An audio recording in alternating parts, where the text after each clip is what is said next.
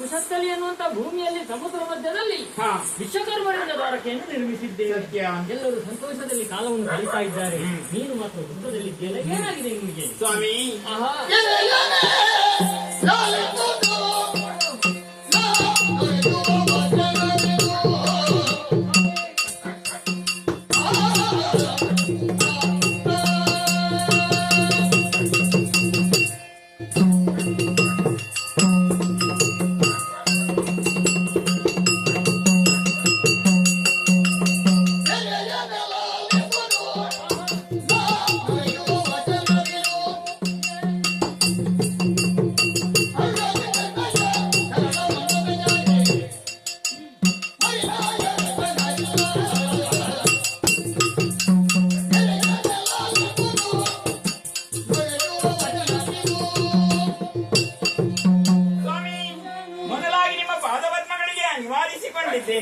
ಹೆಂಡತಿಯಾದವಳು ಗಂಡನ ಬಳಿಗೆ ಬರುವಂತಹ ಹೊತ್ತಿನಲ್ಲಿ ನಗುಮುಖದಿಂದ ಬರಬೇಕಂತೆ.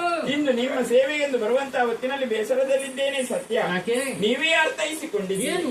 ಮಗನನ್ನು ಜೊತೆಯಲ್ಲಿರಿಸಿಕೊಂಡು ಬರುವುದಕ್ಕೆ ಕಾರಣವಿದೆ. ಪ್ರಾಯಕ್ಕೆ ಬಂದಂತಹ ಮಗನಿಗೆ ಮದುವೆ ಮಾಡಿಸಬೇಕಾದುದು ತಾಯಿ ತಂದೆಯರಾದಂತಹ ನಮ್ಮ ಕರ್ತವ್ಯವೂ ಹೌದು. ಮಗನ ಮದುವೆ ವಿಚಾರದಲ್ಲಿ ಸುಮ್ಮನಿದ್ದೀರಲ್ಲ ಪ್ರಭು. ರುಕ್ಮಿಣಿ, ನನಗೆ ಮದುವೆ ಆಗಿ ಅಭ್ಯಾಸವೇ ಹೊರತು ಮಾಡಿಸಿ ಗೊತ್ತಿಲ್ಲ. ಈಗ ನನಗೆ ಗೊತ್ತಾಯ್ತು ಮಗ ದೊಡ್ಡವನದ ಮೇಲೆ ಮದುವೆ ಮಾಡಿಸ್ಲಿಕ್ಕೆ ಕೂಡ ಉಂಟು ಅಂತ. ಏನು ಸ್ವಾಮಿ, 16,008 ಮಂದಿ ಮಡದಿಯರು ತಮಗೆ, 16,009ಕ್ಕೂ ನೀವು ಕಾಲಿಡುವವರೇ? ಇಲ್ಲ ಇಲ್ಲ ಇಲ್ಲ, ಹಾಗೆಲ್ಲ ಇಲ್ವೇ. ಆದ್ರೆ ಈಗ ನೋಡು, ಎಲ್ಲ ಹಿರಿಯರು ಹಾಗೆ ಮಕ್ಕಳ ಮದುವೆ ಚಂದ ನೋಡ್ಬೇಕು, ಆಮೇಲೆ ಮೊಮ್ಮಕ್ಕಳನ್ನು ಕಾಲವನ್ನು ಕಲಿಬೇಕು, ತಮ್ಮ ಹೆಗಲಿದ್ದ ಹೊಣೆಗಾರಿಕೆಯನ್ನು ಕೆಳಗಿಡಬೇಕು. ತಾಯಿ ತಂದೆಯ ಕರ್ತವ್ಯವೂ ಹೌದಾ? ನಿನಗಾಗಿ ಒಂದು ಪ್ರತಿಜ್ಞೆ ಮಾಡ್ತೇನೆ. ಇಂದಿಗೆ 8 ದಿವಸ ಉದ್ಯೋಗವಾಗಿ ಮಗನಾದ ಮನ್ಮಥನಿಗೆ ನಾನು ಮದುವೆ ಮಾಡಿ ಮನ್ಮಥ ಕಲ್ಯಾಣದ ನಿರೀಕ್ಷೆಯಲ್ಲಿ